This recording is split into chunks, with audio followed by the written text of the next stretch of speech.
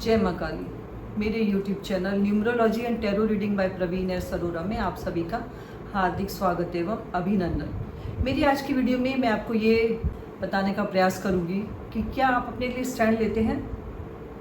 आज की वीडियो का टॉपिक आपको कुछ अटपटा सा लग सकता है क्योंकि न्यूमरोलॉजी और टैरो रीडिंग मेरे चैनल का निश है और ये टॉपिक इससे कैसे कोरिलेट करेगा ये भी मैं आपको बताने का प्रयास करूँगी। बहुत बार ऐसा होता है कि हम में से अधिकांश लोग न्यूमरोलॉजिस्ट के, टैरो रीडर के या एस्ट्रोलॉजिस्ट के चक्कर काटते रहते हैं अपनी किसी समस्या को लेकर। और बहुत बार ऐसा होता है कि बजाय हमें इन लोगों के चक्कर काटने के बजाय अपने लिए कुछ स्टैंड लेने की ज़रूरत होती है। इसको मैं आपको इस प्रकार से समझाना चाहूँगी एक एग्जाम्पल के माध्यम से। एक लेडी थी तो 7-8 साल से अपनी किसी समस्या को लेकर न्यूमरोलॉजिस्ट और वगैरह के चक्कर काट रही थी अपनी उनकी कोई प्रॉब्लम को लेकर कि कैसे सॉल्व हो ये प्रॉब्लम। उनके हस्बैंड कुछ कमाते नहीं थे और दारू पी के उन्हें मारते पीटते थे, तो बहुत सालों तक वो झेलती रही ये सब कुछ।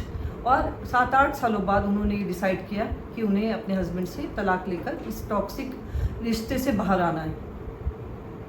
तब जब वो इस रिश्ते से बाहर आई तभी उन्हें उनकी समस्या का समाधान मिला। तो बहुत बार हमें अपने लिए कुछ स्टैंड लेने की ज़रूरत होती है बजाय कि हम कहीं से कोई गाइडेंस लें। हम में से कई लोग ऐसे हो सकते हैं जो अपनी किसी समस्या को लेकर डिफरेंट टाइप की रीडिंग कराते हैं, या ये भी हो सकता है न्यूमरोलॉजिस्ट एस्ट्रोलॉजिस्ट से अपनी समस्या का समाधान पूछने की कोशिश करते रहते हैं और उन्हें उनकी समस्या का समाधान नहीं मिल रहा होता। और बहुत बार ये हो रहा होता है कि वो अपने आप को सेल्फ सेक्रीफाइस कर रहे होते हैं अपने परिवार की खुशी के लिए, अपने हस्बैंड या वाइफ की खुशी के लिए, अपने सपनों को, अपनी इच्छाओं को त्याग रहे होते हैं और अपना सेल्फ सेक्रीफाइस कर रहे होते हैं और साथ ही झेलते जाते हैं ऐसी चीज़ों को और गाइडेंस लेते रहते हैं कि ये समस्या का समाधान कैसे होगा। तो मुझे आपको ये बताना है कि अगर ऐसी कोई परेशानी आप अपनी लाइफ में फेस कर रहे हैं तो उसके लिए कोई एक्शन लें, कोई समाधान निकालें, सेल्फ सेक्रीफाइस ना करें और अपने लिए स्टैंड लें। आप अपने लिए स्टैंड लें तभी उस समस्या का समाधान आप निकाल सकते हैं। बहुत बार ऐसा होता है कि हमारा जो बॉस है, अब वो चाहे आप गलत कहे या सही कहे, आपको उसकी बात माननी होती है, चाहे आप उसको उस बात को एग्री करें या ना करें।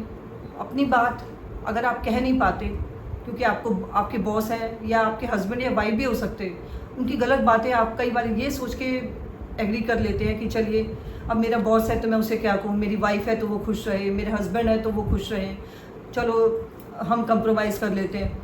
तो ऐसे क्या होता है, जब आप अपनी इच्छाओं को, आप अपनी इमोशंस को दबाते रहते हैं, सप्रेस करते रहते हैं, तो आपके अंदर कहीं ना कहीं ब्लॉकेजेस हो जाते हैं, बहुत ब्लॉकेजेस हो जाते हैं।